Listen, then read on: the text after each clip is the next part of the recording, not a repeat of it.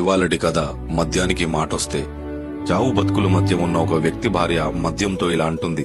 నీ వల్లే నా భర్త ఈ స్థితికి వచ్చాడు, నువ్వు వ్యసనంగా మార్చుకున్నావు కాబట్టి ఈ రోజు చావు బతుకుల మధ్య ఉన్నాడు అని మద్యాన్ని నిందించింది. అప్పుడు మద్యం అంటాడు, పిచ్చిదానా, మొదటిసారి నీ భర్త 16 ఏళ్లప్పుడు అమ్మాయి ప్రేమించి మోసం చేసిందని చద్దామనుకున్నాడు.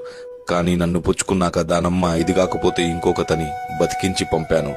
చదువుకున్నా లాభం లేదని సాయంత్రాలు ఏడుస్తుంటే ఉద్యోగం కాకపోతే వ్యాపారం చేసుకుంటానని ధైర్యం చెప్పి పంపాను.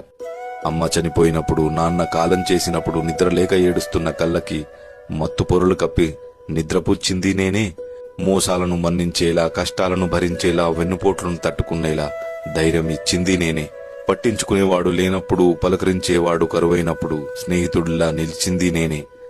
సంసారం ఈదలేక, పెట్టే బాధలు చెప్పుకోలేక చేతగాని దద్దమ్మ అని అంటుంటే ఎక్కడ ఉరితాడికు దగ్గరవుతాడో అని బాధను మరిపించింది నేనే, ఇంటికి పంపించింది నేనే.